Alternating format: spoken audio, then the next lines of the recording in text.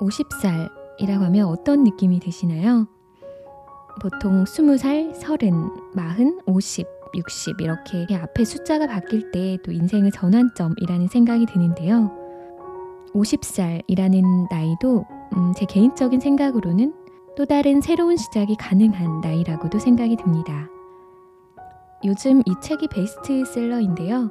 50에 읽는 논어. 그럼 책 속으로 고고싱. 50의 미움에서 벗어나는 길.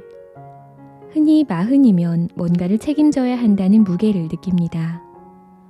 링컨 대통령의 말처럼 자신의 얼굴에도 책임져야 할 것 같고, 공자님의 말처럼 불혹이 되어 돈, 사람, 생각, 믿음, 그 어느 것에도 흔들리지 않는 줏대를 가져야 할 것 같습니다. 우리나라의 평균 나이가 42이라는 통계가 있습니다. 인생의 중심 40은 개인에게도 사회에서도 한 번은 짚고 넘어가야 할 고개가 분명해 보입니다. 그래서일까요? 공자도 이렇게 말했습니다.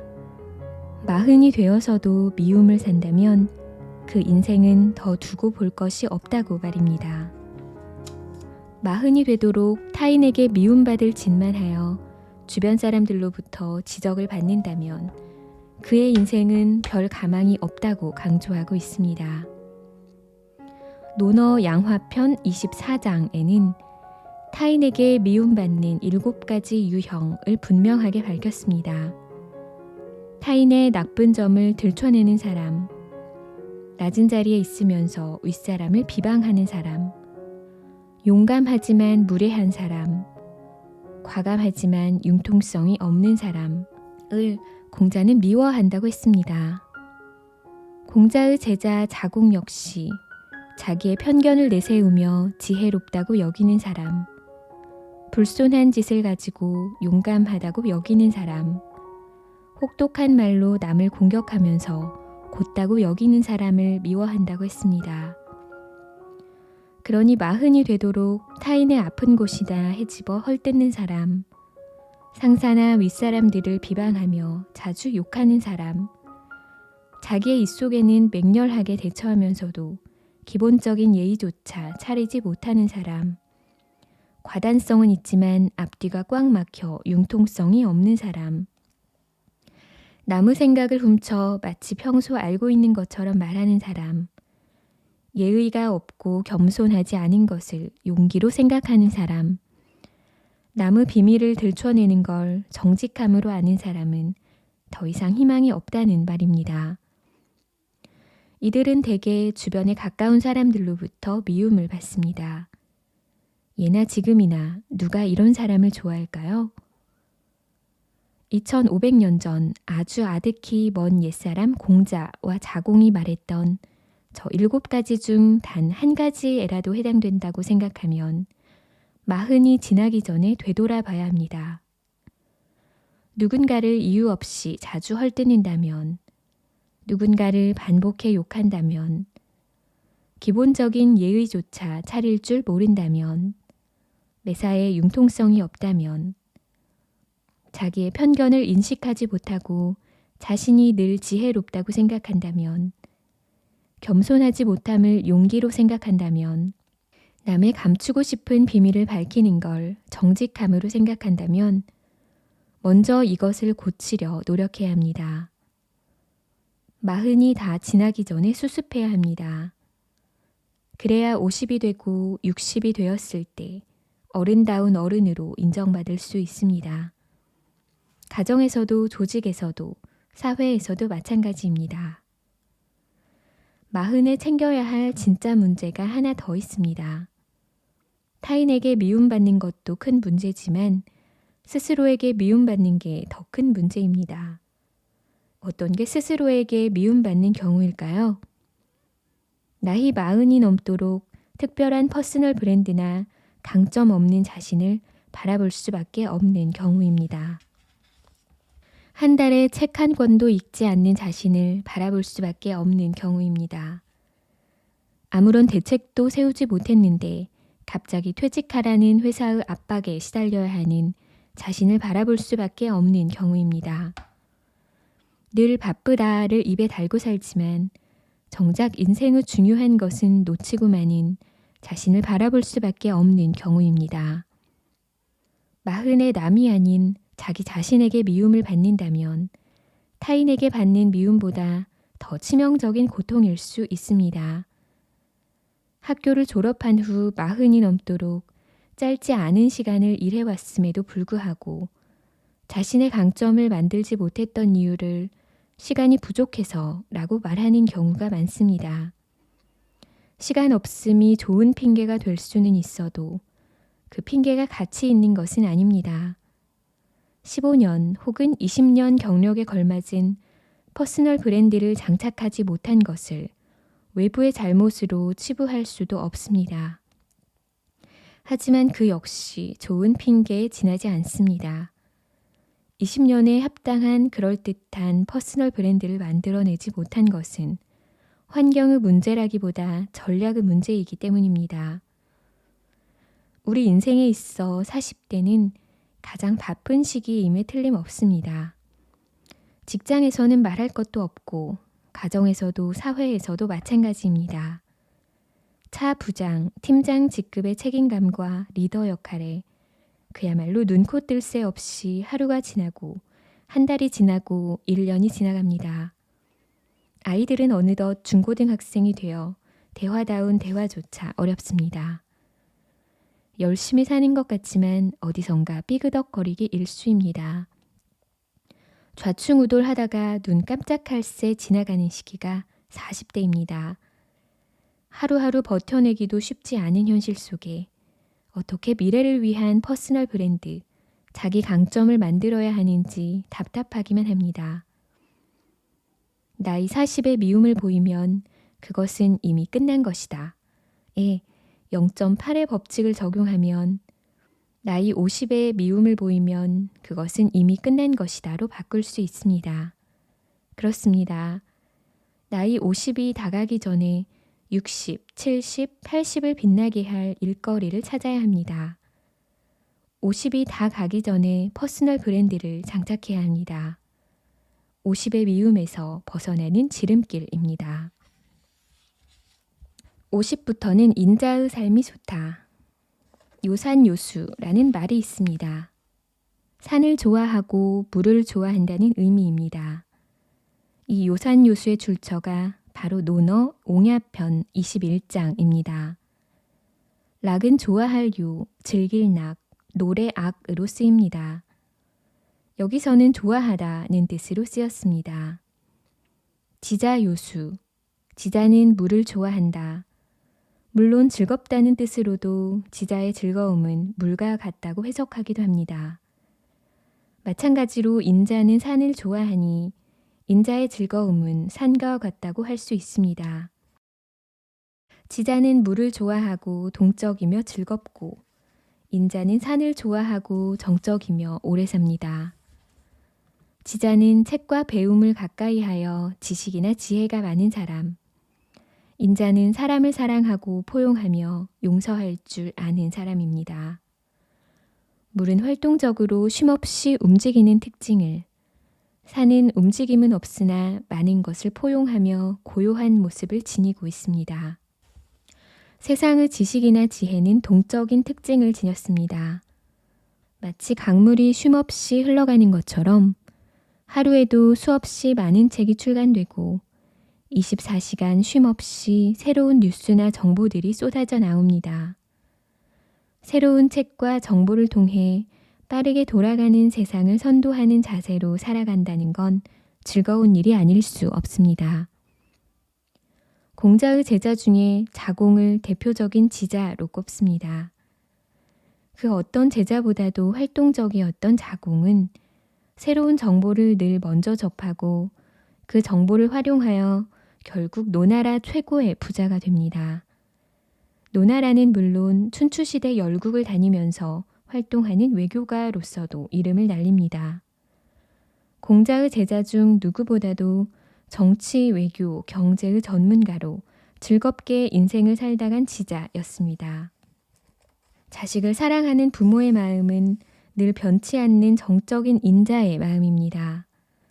누군가를 용서하는 마음이 인자의 마음입니다. 부모의 마음이나 용서하는 마음은 정입니다. 사랑받는 느낌도 행복하지만 사랑하는 마음은 더 행복합니다. 용서받는 느낌도 편안하지만 용서하는 마음은 더 편안합니다. 행복하고 편안한 사람이 더 건강해지는 건 당연한 결과입니다. 지자와 인자의 단계가 있는 건 아니지만 지자보다는 인자가 더 성숙한 단계로 평가받는 건 마음의 문제이기 때문일 것입니다. 몸을 수련하는 것보다 마음을 수련하는 게 더 어렵습니다. 누군가를 용서한다는 게 결코 쉬운 일이 아니기 때문입니다. 공자의 제자 중에 안회를 대표적인 인자로 꼽습니다.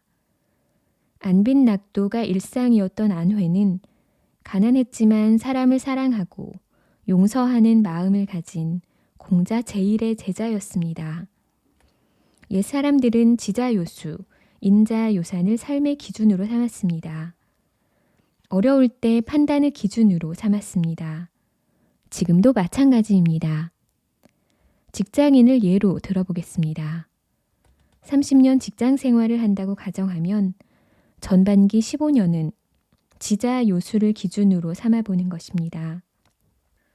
빠르게 변화하는 시대의 지식과 정보에 귀를 기울여야 합니다. 쉼없이 흐르는 강물처럼 학습과 정보에 민감해야 합니다. 조금이라도 어색하거나 모르는 게 생길 때는 망설임 없이 파고들어야 합니다. 누구보다도 생동감 있고 활력 넘치는 파이팅을 보여야 합니다. 어느 조직이든 처음엔 누구나 어색하고 궁금한 게 많습니다. 시간이 해결해 주겠지 하는 마음으로는 조직 생활의 긴 기간을 즐겁게 넘기기가 쉽지 않습니다. 이왕 할 거라면 끌려가서 하는 게 아니라 활동적이며 적극적으로 달려들어 배우면서 해결해 나가는 게 훨씬 즐거운 직장 생활의 기술입니다. 그게 바로 지자요수의 삶입니다. 후반기 15년은 인자요산을 기준으로 삼아 보는 것입니다. 지식에서 사람으로 눈을 돌려야 할 때입니다. 조직에서의 일과 성과는 기술과 장비로만 가능하지 않습니다. 아무리 최신 설비에 최고의 기술을 사용한다 해도 운용하는 사람의 마음이 따르지 않는다면 최고의 성과를 낼 수 없습니다. 일은 사람이 합니다. 사람의 마음을 사지 못하면 좋은 결과를 얻을 수 없습니다. 조직엔 언제나 갈등이 존재합니다. 누구에게나 고민이 있습니다. 누구나 합당한 인정을 받고 싶어 합니다. 아니, 그렇게 해줘야 합니다. 조직의 윗자리로 올라가고 있다면 인자의 마음이 필요합니다. 법과 원칙을 준수하면서도 상대의 마음을 다치지 않게 하는 마음 기술이 필요합니다. 상대방의 입장에서 생각하는 역지사지의 마음을 모르는 사람은 없습니다.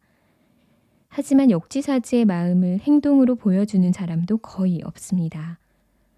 모르는 게 있으면 가르치고 또 가르치면서 참고 또 참으면서 기다리는 마음으로 대한다면 그를 얻을 수 있습니다. 한 사람의 마음을 제대로 얻는 건 그의 세상을 얻는 것과 같습니다. 한 사람의 세상을 얻는 건 세상 전부를 얻은 것과 마찬가지입니다. 우리의 삶도 그렇습니다. 우리가 100년을 산다면 50세까지는 지자의 삶이, 50세 이후부터는 인자의 삶이 더 어울립니다. 지금까지 빠르고 치열하게 나와 우리 가족만을 위해 살아왔다면 이제부터는 조금 더 타인을 생각하고 사랑하는 마음의 여유와 도량을 지닌 채 살아가 보는 게 어떨까요? 더 행복한 삶이 될 것입니다. 사람이 중심이 되는 인자의 삶을 기준으로 인생 후반을 시작한다 해도 지자로서의 자세와 태도가 필요치 않은 건 아닙니다. 새로운 도전이 필요하다면 일정 기간 다시 활동적으로 탐색하고 공부해야 하기 때문입니다. 어떤 일을 하든 의미 있는 결과를 내기 위해서는 학습과 정보가 꼭 필요합니다. 그 시기가 50세건 70세건 마찬가지입니다. 인생 전반을 지자의 방식으로 살아왔다면 인생 후반은 인자의 삶을 기반으로 지자의 방식을 취해보면 좋겠습니다. 분명 효과적일 것입니다. 후회와 아쉬움의 고리를 끊는 법. 당채꽃이 꽃바람에 흔들립니다. 어찌 그대를 생각하지 않겠습니까? 그대가 너무 보고 싶습니다. 바로 달려가고 싶지만 그대는 너무 먼 곳에 계시는군요. 라는 노래를 듣고 생각이 간절하지 않은 것이지 어찌 집이 멀다고 핑계를 대는가 라고 공자께서 평가했습니다. 생각이 간절하다면 거리가 문제되지 않는다는 뜻입니다. 공자는 당시까지 전해져 오던 수천 수의 노래 중에서 300여 수의 시가를 뽑아 동양 최초의 노래 시집 시경을 편집했습니다. 논어 자한편에 공자께서 당시의 시를 한 수 평가한 대목이 나옵니다. 떠나간 사람에 대한 안타까운 마음은 예나 지금이나 다르지 않습니다. 2500년 전의 노래나 요즘의 유행가나 이별의 아쉬움은 늘 안타깝기만 합니다. 초중고 대학 입학과 졸업을 반복하면서 기대와 후회를 반복합니다. 다시 입학생으로 돌아갈 수만 있다면 더 잘해낼 수 있을 거라 생각하지만 핑계에 불과하다는 것도 잘 알고 있습니다. 직장에서도 마찬가지입니다. 대리는 사원 시절을 아쉬워합니다. 좌충우돌하며 업무를 진행해도 어느 정도 이해와 배려를 받을 수 있는 사원 시기였음에도 불구하고 불안과 노심초사하며 소심했던 사원 시절의 시간을 후회합니다. 과장은 대리 때를 아쉬워합니다. 좋은 성과를 얻지 못했다고 해도 최종 책임은 과장이 지기 때문에 더 과감하게 도전했었어야 했는데 그렇지 못한 것에 후회합니다. 부장은 과장 때를 아쉬워합니다. 부서를 책임지는 과장으로서 더 과감하게 새로운 제품이나 제도 개선에 몰입하여 팀워크를 발휘해 보지도 못한 채 부장의 눈치를 살피면서 안일하게 보냈던 시절을 후회합니다. 퇴직해도 마찬가지입니다. 더 일할 수 있었는데 일찍 그만둔 걸 후회하는 게 아니라 열심히 일하지 못한 걸 더 아쉬워합니다. 명예퇴직이나 정년퇴직이나 마찬가지입니다. 직장에서 보냈던 그 긴 시간의 흔적을 되돌아보면 더욱 그렇습니다. 누구나 대부분 인생의 황금기를 조직에서 보내기 때문입니다. 더 좋은 결과를 만들어낼 수 있었는데 더 멋진 성과를 만들어낼 수 있는 충분한 시간이 있었음에도 그렇지 못했던 것에 대한 후회와 연민을 가집니다. 인생의 가장 빛나는 시기를 보내면서도 나의 삶이 아닌 과장 눈치, 부장 눈치, 임원 눈치에 기준을 세우고 살았던 아쉬움이 남습니다. 인생도 마찬가지입니다. 그동안 살아온 궤적을 살펴보면 분명해집니다. 나의 삶이 참으로 독립적이고 창의적이라고 해도 평균의 삶으로부터 멀리 벗어나지 못한다는 걸 알게 됩니다. 봄바람에 살랑대는 연한 봄꽃을 보면서 떠나간 연인이 생각나고 보고 싶지만 이미 너무 멀리 떠나갔음에 단념으로 마음 정리를 하는 어떤 사람을 기리는 노래입니다. 너무 보고 싶지만 이미 떠난 사람을 어떻게 할 수 없음을 안타깝게 노래하고 있습니다. 그런데 공자께서 그 노래를 듣고 생각의 문제이지 거리의 문제가 아니라고 단칼에 평가했습니다. 정말 마음 깊이 연인을 사랑한다면 그가 아무리 먼 곳에 있어도 산을 넘고 강을 건너가게 된다는 말입니다. 다 핑계라는 뜻입니다. 60이 되면 50을 되돌아보면서 분명 아쉬워하게 될 것입니다. 10년만 젊었어도 다시 시작할 수 있을 텐데 10년 전에 그렇게 하지 못했음을 후회하게 될 것입니다. 수천 년을 이어온 이 후회와 아쉬움의 고리를 끊는 방법을 우리는 공자에게 배울 수 있습니다. 공자의 가르침은 간절함이었습니다. 마음이 간절하면 못할 게 없다는 말입니다. 우리도 이미 알고 있는 해법입니다. 어쩌면 너무나 평범한 방법이지요. 더 좋은 묘법이 있을 법도 한데 그게 간절함이니 속는 셈 치고 믿어볼 수밖에 없습니다. 그러니 지금 멈춰야 합니다. 핑계를 멈추고 생각해야 합니다. 지금 바쁘다는 핑계로 50을 넘기면 60에는 무엇을 하든 후회할 것입니다.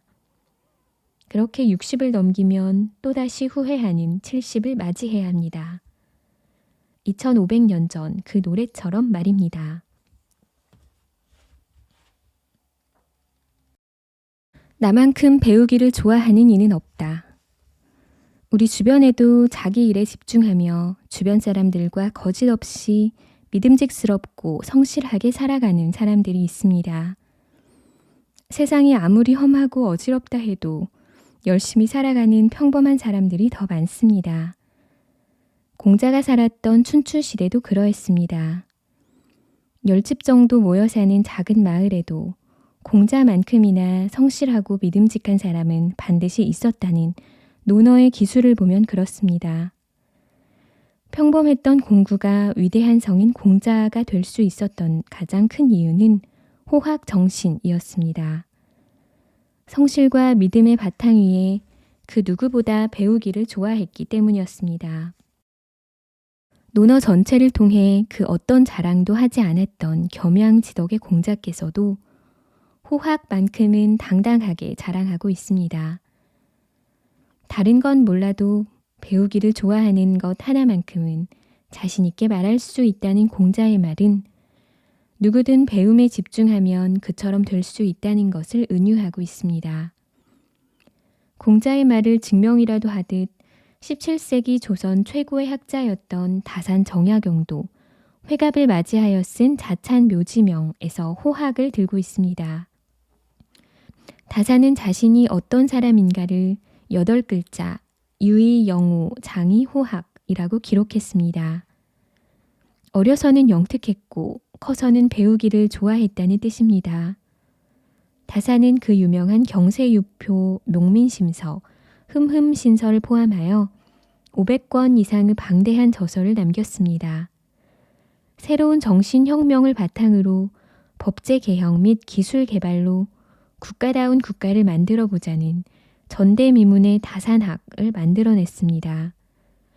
정인보 선생은 다산은 한자가 생긴 이래 가장 많은 저수를 남긴 대학자라고 칭송하기도 했습니다. 정약용 선생이 다산학을 완성한 것도 조선 최고의 학자로 우뚝 서게 된 것도 바로 이 호학 정신 덕분이었습니다. 세상이 빠르게 변하는 건 공자가 살았던 춘추시대나 다산 정약용이 살았던 200년 전이나 지금이나 마찬가지입니다.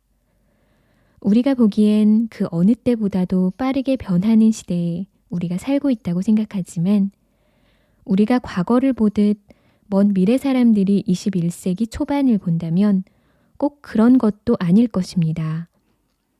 50의 조직을 벗어나면 혼자 할 수 있는 일이 거의 없다는 걸 깨닫게 됩니다. 내 돈으로 내는 세금조차 내 손으로 계산하거나 신고하기가 어렵습니다. 회사나 조직에서는 격리관리부서에서 일괄 정리를 해주기 때문에 세금 납부 혹은 세금 환급에 대해 개인적으로 신경 쓸 일이 없었습니다. 일이 어려워서가 아니라 해보지 않은 일이기에 혼자 하기가 어렵습니다. 새 노트북 하나 사기도 여간 용기가 필요한 일이 아닙니다. 전문 매장을 방문하면 판매원의 반강제 권유를 들으며 그가 팔고자 하는 노트북을 결국 사고 맙니다. 그렇다고 온라인으로 구매하자니 속는 듯한 느낌을 거둘 수가 없어 주저하게 됩니다. 결국 자식이나 주변의 젊은 후배에게 부탁하곤 합니다. 조직에 있을 때는 주는 대로 받고 가르쳐주는 대로 배우기만 하면 중간은 갈 수 있었기에 노트북 사양이 어떻게 바뀌건 상관하지 않았습니다. 쓰다 고장나면 바로 수리기사가 달려와 새 것처럼 고쳐주고 갔으니까요. 노트북도 노트북이지만 어떤 운영체제를 깔아야 하는지조차 모르는 상태에서 구매하려니 갑갑해지는 것입니다. 지금 지천명의 세대가 무난하게 회사를 잘 다니고 있는 동안 우리 사회는 빠르게 바뀌었습니다. 약간의 전문성이라도 요구되는 일들은 일반인들이 직접 하기엔 엄두조차 어려운 구조가 되어버렸습니다. 아무리 성실하고 신뢰가 있는 사람이라고 해도 두 손 두 발 묶어놓고 전문가의 처분만 기다리는 상황이 오고 있습니다. 어쩌면 전문가들의 농간에 속수무책으로 당해야 하는 처지로 떨어질지도 모르는 길목에 서 있습니다. 아무리 나이를 먹어도 배우지 않고는 제대로 돌아가기 어려운 세상이 되었습니다. 베이비 부머 세대를 이은 1964년생부터 1969년까지의 세대를 586 세대라 합니다. 1990년대 30대를 보냈던 1980년대 학번에 1960년대생의 386이 세월을 타니 586이 되었습니다. 2021년을 기준으로 386 세대는 53에서 58세로 지천명의 한 중심에 서 있습니다. 50에도 학은 필요합니다. 작게는 잡학이 필요합니다. 동네 도서관 가기, 세무서 방문하기, 세무신고하기, 인터넷으로 주민등록 등본 떼기, 밥하기, 세탁기로 빨래하기, 빨래 말리기, 전자오븐 사용하기, 음식물 쓰레기 카드로 버리기, 동네 카센터와 친해지기, 자주 가는 치과 정하기, 프린터 잉크 갈기, 일 같지도 않은 일 잘하기, 매일 쓰레기 버리기, 변기 고치기, 정수기 공기청정기 필터 교체하기, 에어컨 예약 들기, 스마트폰 기능 익히기, 집에서 영화 보기, 디지털 카메라 사진 인화하기, 블루투스 연결하기, 자동차 내비게이션 프로그램 업데이트하기, 온라인 쇼핑하기, 마트에서 장보기, 상속세, 등록세, 양도소득세, 절세 방법 익히기, 스마트폰으로 주식하기 등 익혀야 할 잡식이 너무 많습니다. 젊은 세대에게는 일도 아닌 일이 일 같은 일로 다가옵니다. 작게는 생활 잡학이 필요하지만 크게는 강점 강화를 위한 강학이 필요합니다. 공자처럼 호학의 경지는 아니더라도 인생 후반을 빛낼 나만의 브랜드를 만들 전략적인 공부가 필요합니다. 오랫동안 한다면 그 어떤 일도 잘하게 됩니다. 나이와 크게 상관없습니다. 느릴 수는 있어도 한 가지를 오랫동안 한다면 누구나 잘할 수 있습니다. 강학은 오랫동안 할 수 있는 일에 집중하는 것입니다. 그러니 일이 공부고 공부가 일이 됩니다. 여행을 오랫동안 하면 여행이 일이 되고 일이 여행이 됩니다. 그림을 오랫동안 그리면 그림이 일이 되고 일이 그림이 됩니다. 주식을 오랫동안 하면 주식이 일이 되고 일이 주식이 됩니다. 고구마를 오랫동안 키우면 고구마가 일이 되고 일이 고구마가 됩니다. 그렇게 여행 전문가, 그림 전문가, 주식 전문가, 고구마 전문가가 됩니다.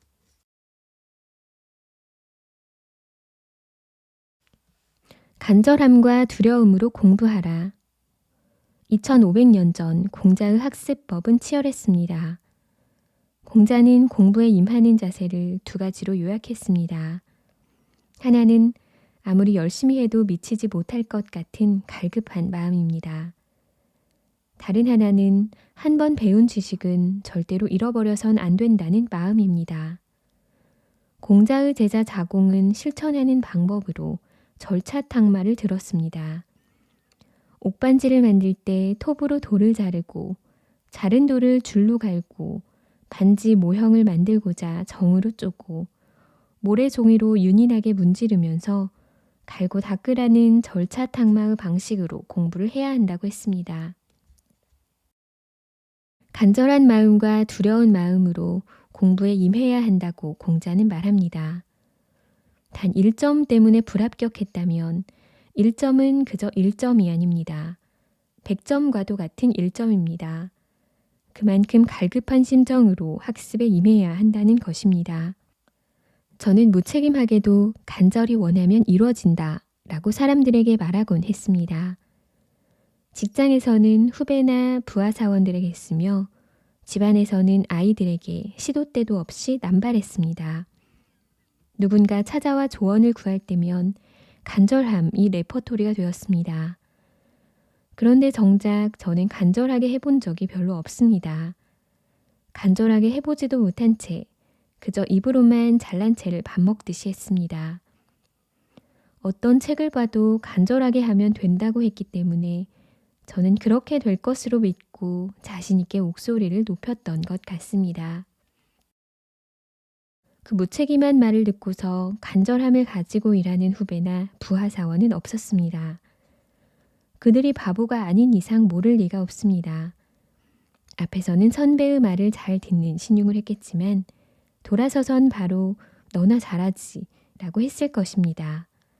그러며 그들도 후배들에게 간절함 타령을 했을지도 모릅니다. 사람들은 늘 정답만 바랍니다.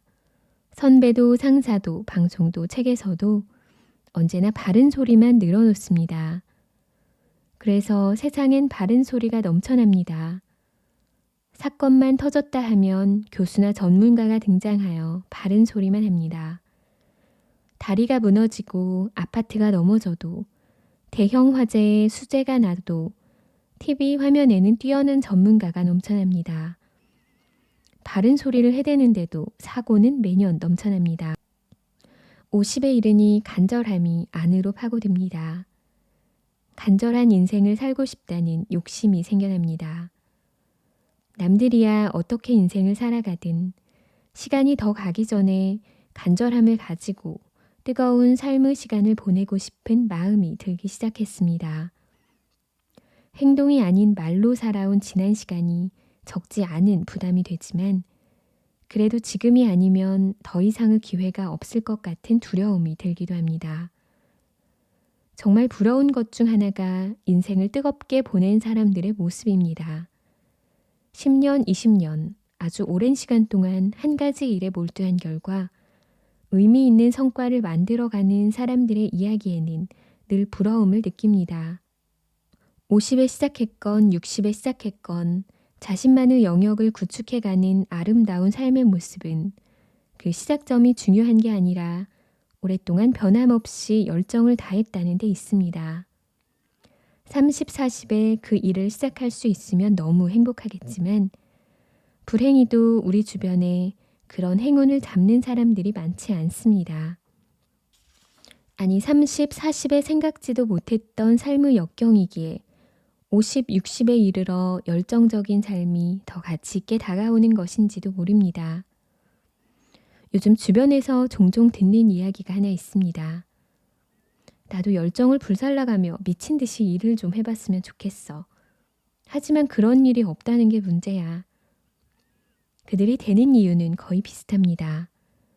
매달 받는 월급 때문에 열정을 불사르는 일을 할 수 없다고 합니다. 당장 필요한 수입을 위해 진행하는 아르바이트 때문에 열정을 불사르는 일을 할 수 없다고 합니다. 딸린 식구 때문에 열정을 불사르는 일을 할 수 없다고 합니다.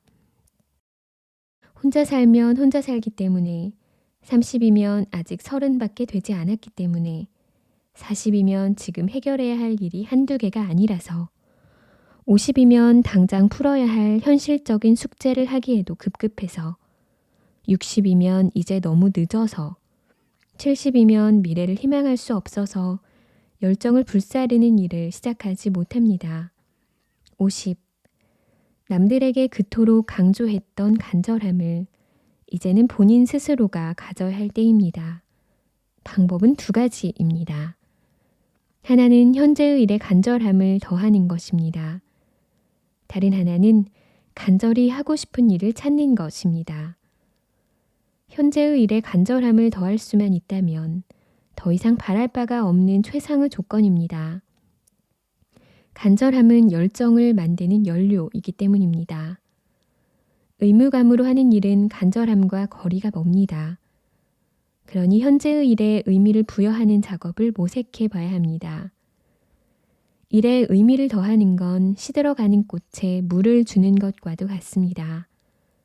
꽃이 시들어가는 건 꽃이 아름답지 않아서가 아니라 물이 부족하기 때문입니다. 직업이나 일이 의미가 없어서 간절하지 않은 게 아니라 의미 부여를 충분히 하지 않아서일 가능성이 높습니다. 비록 의무감으로 하는 일이라 해도 의미 없는 일은 없습니다. 본인만 그렇게 생각하고 있을 공산이 큽니다. 마음처럼 쉽지는 않지만 간절히 하고 싶은 일을 찾는 방법도 가능합니다. 직업이나 경력을 바꾼다는 게 큰 결심을 요하기는 하지만 50에 도전해 볼 만한 일이기도 합니다. 절차탕마의 정신을 끌어낼 수 있는 간절한 일이라면 용기 내 도전해야 합니다. 한 번 더 열정을 불살라가며 미친 듯이 일하고 싶다면 현재의 일에 간절함을 더하던가 간절히 하고 싶은 일을 찾아 도전해야 합니다. 용기가 필요한 일입니다. 반복하는 습관에만 기적이 찾아온다. 가지고 태어난 천성이나 본성은 서로 비슷하지만 무엇을 익히고 반복하느냐에 따라 서로 다른 인생을 살게 된다 라는 공자의 말을 필두로 수많은 현인이 반복과 습관에 대해 지적했습니다. 아리스토텔레스는 인간은 일시적이 아닌 반복적으로 행하는 것에 의해 결정되는 존재로 탁월함은 습관으로 만들어진다 라고 말했고, 파스칼은 습관은 습관이기 때문에 따르는 것이지 합리적이라든가 올바르다는 데에서 따르는 게 아니다 라고 말했습니다. 사람이 습관을 만들고 습관이 사람을 만들며 습관은 철사를 꼬아 만든 쇠줄과 같아서 매일 가느다란 철사를 엮다 보면 이내 끊을 수 없는 쇠줄이 된다고 말한 사람도 있습니다.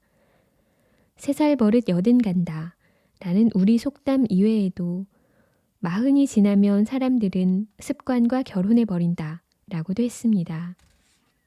자신의 천성과 본성이 가장 비슷한 사람은 형제 혹은 자매일 것입니다. 비슷한 천성과 본성으로 태어났지만 5, 60년 살다 보면 완전히 다른 인생을 살고 있습니다. 그 이유는 무엇일까요? 형은 성공했고 동생은 성공하지 못했다고 해봅시다. 형이 똑똑해서 잘생겨서 좋은 학교를 나와서 성공했을까요? 아닙니다. 형과 동생이 매일 아침 일어나 어떤 일을 반복적으로 했느냐의 차이가 쌓이고 쌓여 오늘날의 차이를 만든 것입니다. 세상의 반복, 습관, 꾸준함을 이길 수 있는 건 없습니다. 지금 50의 내 모습은 언제부터 만들어졌을까요? 지금의 모습이 마음에 든다면 더할 나위 없이 좋겠지만 마음에 들지 않는다고 해도 어쩔 수 없습니다. 마음에 든다면 기적에 가까운 일입니다. 어쩌면 대다수는 마음에 들지 않을 수 있습니다. 일상의 기적 같은 일은 거의 일어나지 않으니까요. 10년 전쯤으로 바둑돌을 복귀하듯 되돌아보면 원인을 찾을 수도 있겠지만 꼭 그렇게 해보지 않아도 우리는 원인을 대략 알고 있습니다. 40에 50을 그려봤지만 수많은 선택과 흔들림의 갈등이 있었을 것입니다.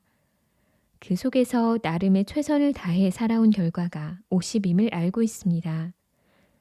10년 후 60의 나는 어떤 모습을 하고 있을까요? 40에서 50이 되는 방식 그대로 50에서 60으로 살아간다면 그 결과는 어떨까요? 우리는 이미 경험했습니다. 일상의 삶에 기적 같은 일은 일어나지 않는다는 걸 말입니다. 성상근야, 습상원야가 답일 수 있습니다. 지금의 모습이 마음에 들지 않는다면 그 원인은 습에 있습니다.